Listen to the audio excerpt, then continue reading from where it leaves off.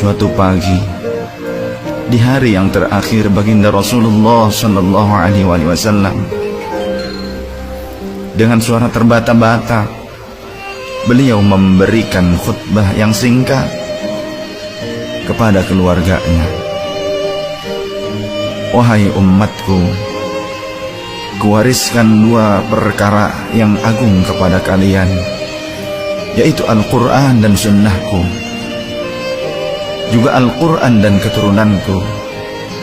Barang siapa yang mencintai Sunnahku dan keturunanku, maka mereka telah mencintaiku, dan kelak orang-orang yang mencintaiku akan masuk ke dalam surga bersama denganku. Khutbah singkat ini diakhiri dengan Rasulullah sallallahu alaihi wasallam memandang dengan pandangan yang tenang terhadap mata sahabat-sahabatnya. Pada saat itu terlihat Abu Bakar Siddiq membalas pandangan itu dengan mata yang berkaca-kaca.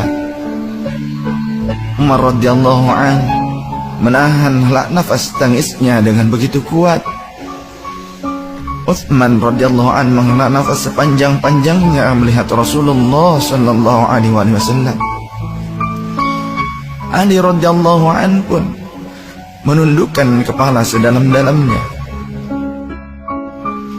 isyarat bahwa waktu itu telah datang. Saat perpisahan sudah tiba dengan Rasulullah sallallahu alaihi wasallam. Rasulullah akan meninggalkan kita. Manusia termulia itu sudah hampir selesai tugasnya di dunia. Saat itu matahari kian meninggi, tapi pintu Rasulullah tetap tertutup. Sedangkan di dalamnya Rasulullah sallallahu alaihi wasallam sedang berbaring lemah dengan keningnya yang berkeringat dan membasahi pelepah kurma yang menjadi alas tidurnya.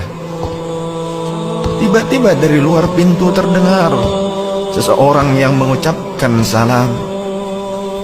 Assalamualaikum, bolehkah saya masuk? Lalu Fatimah membuka pintu seraya berkata, Waalaikumsalam, maafkanlah aku, ayahku sedang demam. Lantas Fatimah membalikkan badan dan menutup pintu. Rasulullah sallallahu alaihi wasallam mendengar jawaban Fatimah. Seraya beliau bertanya, siapakah yang datang itu, wahai putriku? Fatimah pun menjawab, tidak tahulah wahai ayah, tak pernah aku lihat orang itu sebelumnya. Lalu Rasulullah sallallahu alaihi wasallam menatap putrinya itu dengan pandangan yang menggetarkan. Satu-satu bagian wajah mereka seolah hendak dikenang. Orang-orang yang berada di samping beliau dipandangnya dengan pandangan yang begitu tenang. Rasulullah pun berkata, ketahuilah wahai putriku, dia itulah yang memisahkan kenikmatan dunia. Dialah malakul maut. Dialah malakul maut. Maka Fatimah pun menahan ledakan tangisnya di depan ayahnya karena mengetahui ajal ayahnya sudah dekat. Lalu malaikat Israel dan Jibril datang menghampiri Rasulullah sallallahu alaihi wasallam. Akan tetapi Jibril tidak mau mendekat kepada Rasul. Jibril hanya menunggu di langit pertama. Lantas Rasulullah bertanya, wahai Jibril, jelaskan apa hakku di hadapan Allah Subhanahu wa ta'ala. Rasul berkata dengan penuh kelemahan. Lantas malaikat Jibril pun berkata, Ya Rasulullah, pintu-pintu langit telah terbuka. Para malaikat telah menanti kedatanganmu. Semua pintu surga telah terbuka lebar menanti kedatanganmu, wahai kekasihku. Namun kata Jibril tidak membuat Rasulullah sallallahu alaihi wasallam. Kalimatnya tidak membuat tenangnya baginda Rasul. Mata Rasulullah pun masih penuh dengan kecemasan. Kemudian Jibril berkata, Apakah engkau tidak senang mendengar kabar ini ya Rasulullah?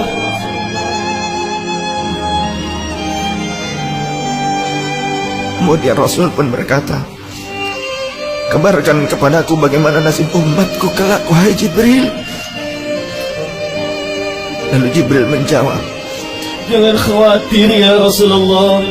Aku telah mendengar Allah telah berfirman kepadaku, Kuharamkan surga bagi siapa saja kecuali umat Muhammad telah berada di dalamnya. detik-detik wafat Rasulullah semakin mendekat, dan tibalah saatnya malaikat Israel menjalankan tugasnya. Perlahan-lahan ruh Rasulullah sallallahu alaihi wasallam ditarik dari tubuhnya. Tampak seluruh tubuh Rasulullah bersimpah peluh.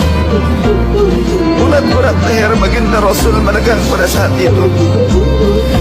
Manusia termulia merasakan sakaratul maut. Perlahan-lahan Rasulullah sallallahu alaihi wasallam pun mengaduh,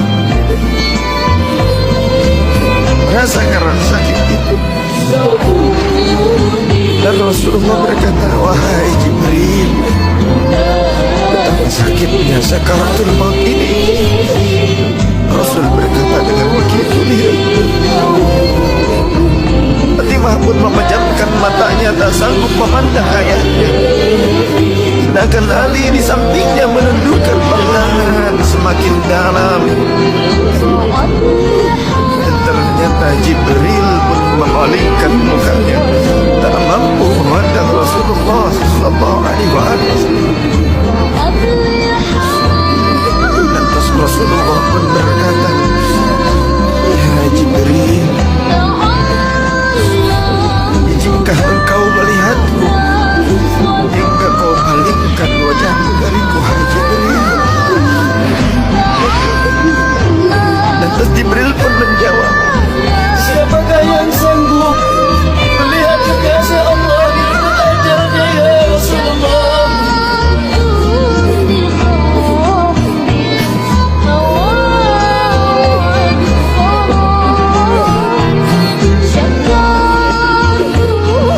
Saat kemudian terdengar Rasulullah sallallahu alaihi wasallam memanggil karena rasa sakit yang tak tertahankan lagi. Lalu Rasul pun berkata, ya Allah, dahsyatnya sakaratul maut ini ya Allah. Timpakan seluruh siksa maut ini kepadaku atas umatku, jangan pada umatku ya Allah.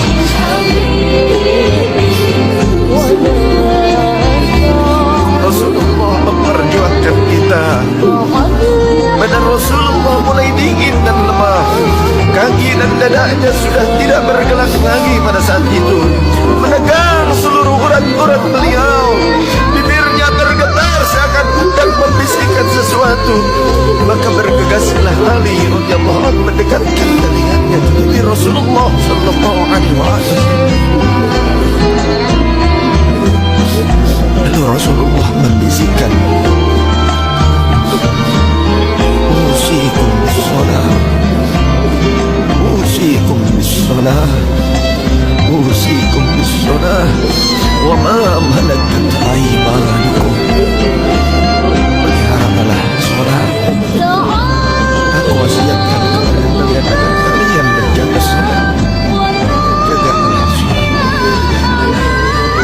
dan peliharalah orang-orang yang lemah sekeliling kalian.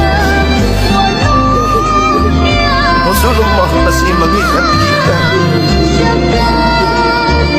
Di luar rumah saat itu terdengar tangisan dari para sahabat yang bersautan.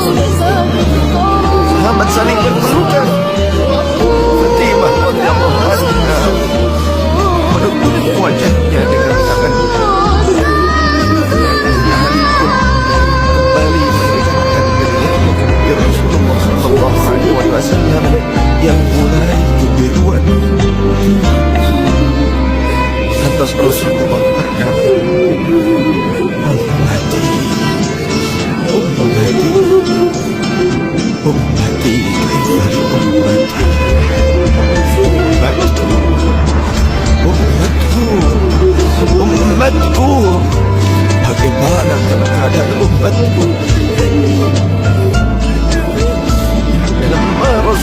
masih mengingat kita umatnya.